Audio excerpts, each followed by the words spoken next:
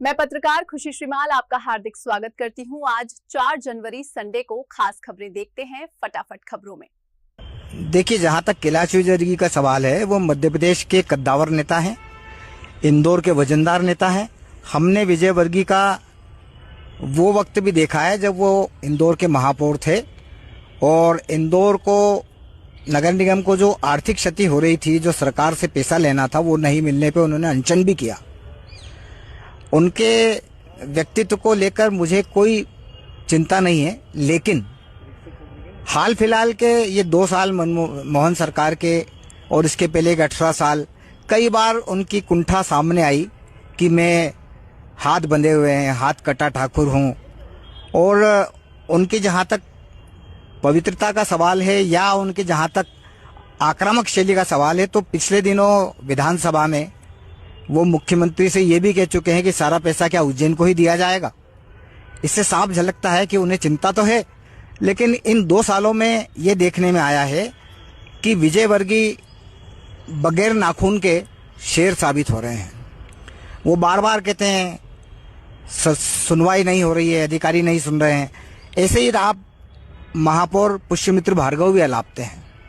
यदि 2 साल में सुनवाई नहीं हो रही है आपकी, तो फिर ये फुल पेज के विज्ञापन क्यों देते हो कि 3 ट्रिपल इंजन की सरकार और इंदौर के विकास में हम नया आयाम गढ़ रहे हैं, नित नया विकास हो रहा है।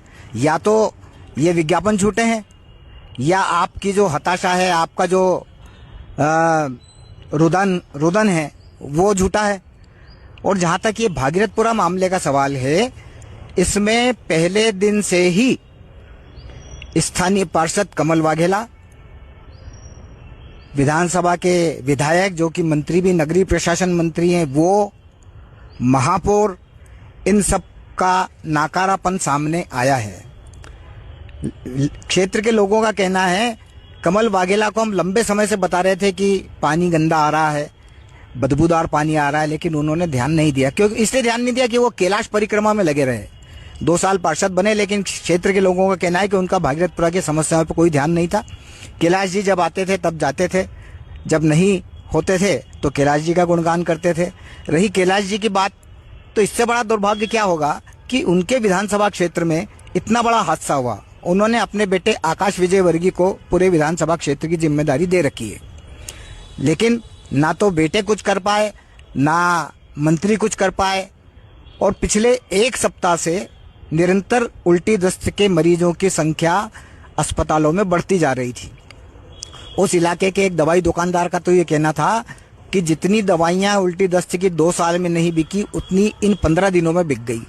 इसका मतलब साफ है कि सरकार ने ध्यान नहीं दिया, मंत्री ने ध्यान नहीं दिया, विधायक प्रतिनिधि ने ध्यान नहीं दिया, पार्षद ने ध्यान नहीं दिया। और अब सारा ठिकरा यदि अधिकारियों पे फोड़ा जाता है कि अधिकारी हमारी नहीं सुन रहे हैं, तो भैया नहीं सुन रहे तो आपने क्या किया? विरोध में क्यों नहीं आए मैदान में? क्यों नहीं धरने पे बैठे? अपनी सरकार के खिलाफ धरना देने में शर्म आती है क्या? आपको जनता ने चुना है, उस जनता के प्रति आपकी जवाबदेही है, तो आप क्यों इतने पंगु बन गए कि आप बार बार ये रोना रो रहे हैं कि हमारी अधिकारी नहीं सुनते हैं, फाइलों पे साइन नहीं करते हैं, मुख्यमंत्री हमसे अदावत रखते हैं? ऐसा तो कहीं नजर आया नहीं।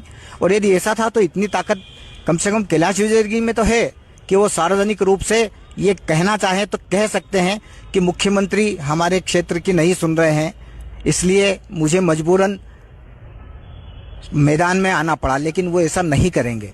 मैंने तो अपने फेसबुक में लिखा भी है कि यदि आपकी कोई नहीं सुन रहा है तो आप इस्तीफा क्यों नहीं दे देते? कम से कम इस्तीफा देने का दबाव बनाएंगे। आप इस्तीफा देंगे तो सरकार में खलबली मचेगी, लेकिन वो ऐसा नहीं करेंगे। एक तरफ यदि सरकार आपकी नहीं सुन रही है, तो दूसरी तरफ आप जो हर महीने दिल्ली में जाके अमित शाह जी के सामने एक जैसी पोज में बैठ के बातें करते हैं, तो क्या अमित शाह जी को भी ये जानकारी आपने नहीं दी कि मोहन यादव मेरी नहीं सुन रहे हैं? इसका मतलब कहीं ना कहीं गड़बड़ी है। और गड़बड़ी ऐसी है कि या तो आप मंत्रिमंडल में खुद को असहज महसूस कर रहे हैं, आपकी बातें नहीं सुनी जा रही है, और यदि बातें नहीं सुनी जा रही है तो दिल्ली में भी आप अमित शाह जी से जो हर महीने प्रदेश के विकास को लेकर चर्चा करते हैं, तो जाहिर है कि इंदौर के मामले में बात करते होंगे। और इंदौर के मामले में आप यदि अपनी पीड़ा जाहिर करते हैं और अमित शाह जी नहीं सुन रहे हैं, तो कहीं ना कहीं ऐसी स्थिति बनी हुई है कि चिद भी मेरी और पट भी मेरी। अधिकारी नहीं सुन रहे ये भी कह दें, और दूसरी तरफ ये भी कह दें कि एक नंबर क्षेत्र में जितना विकास हो रहा है मेरे बलबूते पे हो रहा है। भागीरथपुरा क्षेत्र जितना आज उल्टी दस्त हैजा जनित बीमारियों से पीड़ित है, उतना ही पीड़ित ड्रग्स के मामले में है। घर घर बिकने वाली शराब, सफेद पाउडर, इसके खिलाफ विजय वर्गीय ने आवाज उठाई थी और पुलिस ने कार्रवाई भी की थी। 15 दिन कार्रवाई चली, उसके बाद में सब ठंडा हो गया। तो क्या मान लिया जाए कि भागीरथपुरा ड्रग्स मुक्त हो गया है?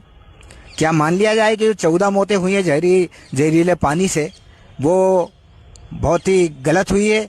और यदि गलत हुई है तो ये इस इंदौर शहर का दुर्भाग्य कहेंगे कि इसी इंदौर शहर में कभी जहरीली शराब पीने से मौतें हुई थी और अब उसी इंदौर शहर में जहरीला पानी पीने से मौत हो रही है। जिम्मेदारी से ना तो महापौर बच सकते हैं ना विधायक बच सकते हैं। जब इंदौर 8 बार नंबर 1 आता है तब तो आप अवार्ड लेने दौड़ पड़ते हैं, फोटो खिंचाते हैं राष्ट्रपति के साथ में। तो जब आप अच्छी चीज़ों के लिए शरह अपने को देते हैं तो ये बुरी चीज़ जो आपके विधानसभा क्षेत्र में हुई है, इसकी नैतिक जिम्मेदारी स्वीकारने का आप में साहस क्यों नहीं है? आप जनता के बीच में आइए, कहिए कि हाँ मेरे से गलती हुई है और मैं ध्यान नहीं दे पाया, लेकिन वे ऐसा नहीं कहेंगे क्योंकि उन्हें विधानसभा में रहना है, मंत्री पद भी चाहिए और जनता का नेता भी बने रहना है। तो मुझे लगता है कि ये दोहरा रवैया इंदौर की और खासकर विधानसभा क्षेत्र की जनता समझ चुकी है। समय रहते इसका जवाब दे ना दे, क्योंकि जनता तो ऐसी है कि वो बेकाबू ट्रक से लोग रुंधे गए, मारे गए, उसके बाद भूल गई। उसके बाद में मध्य प्रदेश में कब सिर्फ कांड हुआ तब भी भूल गई। तो आम जनता तो भजन भोजन भंडारे में व्यस्त हो जाती है और इस चीज़ों को भूल जाती है। तो मेरा ऐसा मानना है कि जनता को इससे कोई मतलब नहीं कि अधिकारी आपके सुन रहे कि नहीं सुन रहे। ये अधिकारी नहीं सुन रहे तो आप शहर में मैदान में उतरिए, जनता आपके साथ आएगी, जनता आपका साथ देगी, लेकिन वो साहस आपको दिखाना पड़ेगा कि अपनी सरकार के खिलाफ आप खड़े हो सके। अभी तक तो ये साहस ना तो महापौर ने दिखाया है, ना ही विजय वर्गीय ने दिखाया।